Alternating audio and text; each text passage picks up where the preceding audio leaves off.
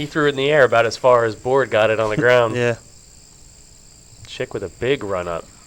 Oh, balks on it. Looks like he tripped over a little bit of the edge there. That's okay. You can do this in disc golf. If you're not comfortable, it's better to stop than to let a nasty disc fly. Gets it, turns it over, lands on its edge. It's going.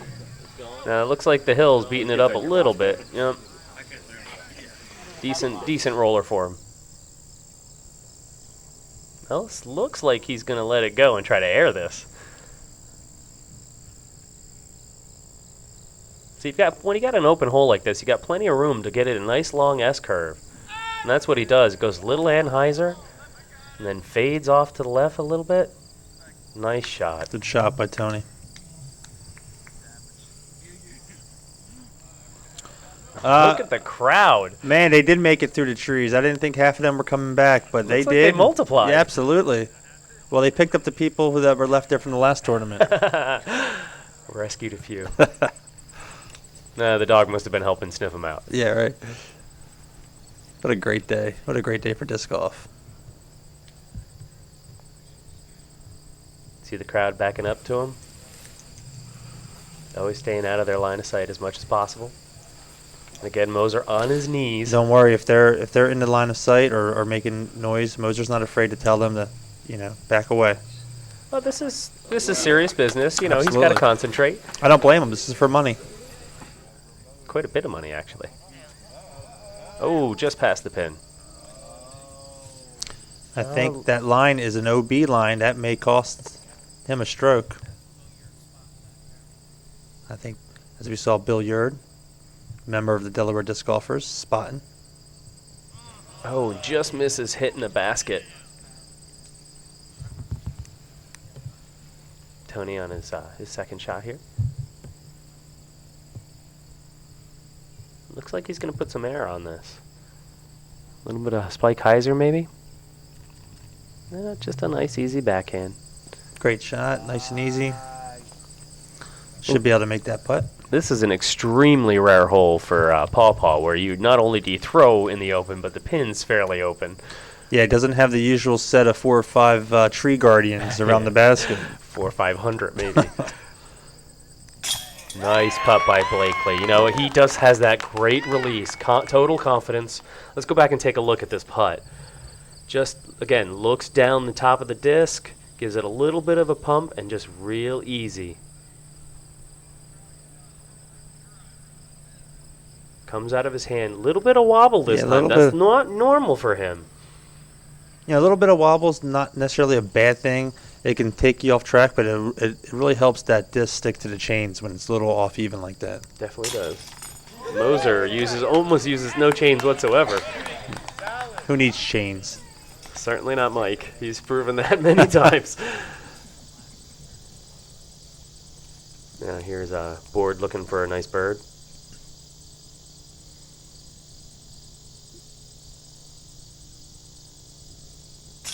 Oh, man. Got to be disappointed in himself there.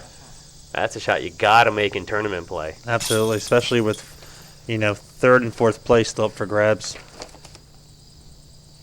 Let's see if he can finish it off for par.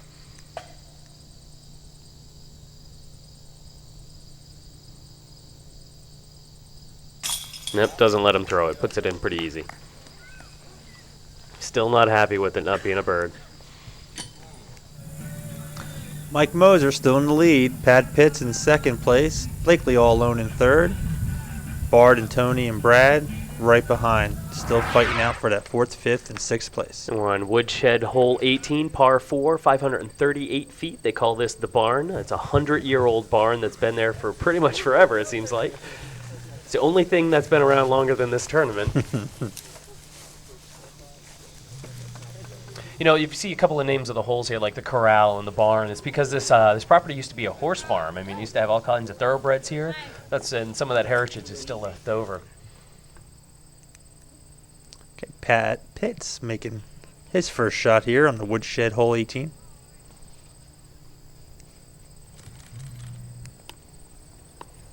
Now, despite not getting a lot of air out of it, stayed close to the ground, but the ground drops away and it just keeps on carrying. This is a nice shot.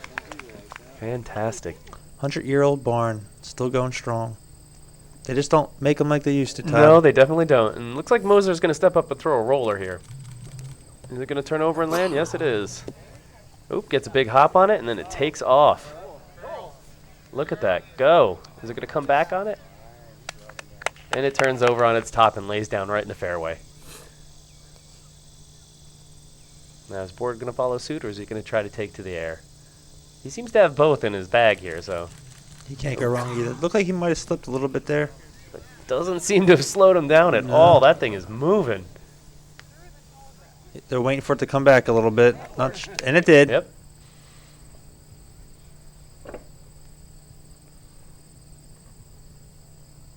Ellis has got to be excited. It looks like he's moving up in the ranks here. He's playing well. Throws a nice... Oh, this is going to catch the edge. Oh, catches it on a tough angle and turns a little early. Almost runs into the gallery, it looks like. That's very important, that angle that the... And Schick just gets up and rips it. He doesn't even bother to take any time. No. You blink, you'll miss him.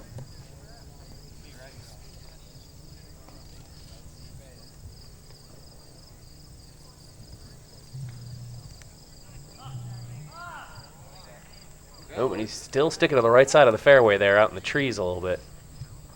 The hole bends a little to the left here. Tony's trying to break that 5th place tie right now and move up on the rankings. And if he's going to do it, he's got to do it soon. There aren't many holes left here. Oh, and just misses man. the barn. So what happens when a disc hits a 100-year-old barn anyway? Have we? I'm betting the barn wins. Yeah, I'm sure. Probably been hit by a few discs already. And they've got to get in there. There's the pin right around the corner. 100-year-old barn with a little bit of refurbishing going on there. A little Some bit. electricity built in. Well, it's probably a little drafty. Keeps it nice and low. Skips it around the corner. Wow, just a little too far. There are just spectators all around. It's just so great to see. No matter every corner, there's someone there watching and cheering. Board taking his time, concentrating on his shot. There's a nice big armed hyzer. Will he get around? No. Oh. Catches the tree branch. Gets caught around the barn. Now, if he's going to be able to get around that barn on the next shot. Now, Pitts is stepping up for, this is Eagle if he can get in him, but can't even see the pin. Get around the barn? It's hard to see. Yeah. And they made it right up to the barn. Schick's got a decent putt to it, but he can make this. He's done this already today. And there it is. Puts it in. Great nice putt. Shot. There's only one more hole here, guys, so they've got to make this one count. It's now or never. This is what they got to do to inch closer to the cash. Board playing from around the corner.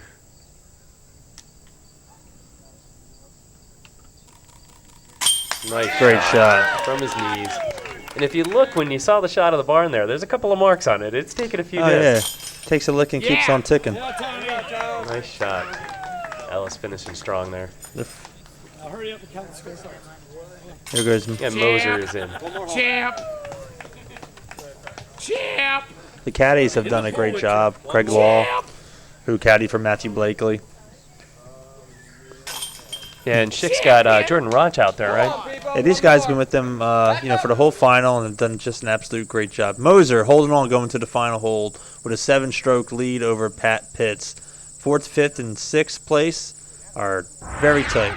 And we're on to Woodshed hole number 10, the final hole, Aruba's End here. It's a 380 or 300-foot, 389-foot, depending on which pin you place. Looks like it's par 3. It's a tough one because you definitely have some water in the way here.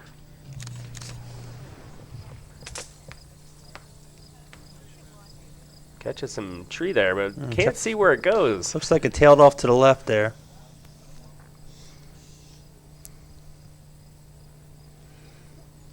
Now, one of the things that they've really been creative on this course is they use not only do they have multiple pin placements, but sometimes holes overlap a little bit. So like this one, hole 1 and 10 share the same pin placement and a couple of the pin placements. That's interesting, here. yeah. Saves you money, but it's pretty smart play too. It doesn't really interfere Absolutely. with the play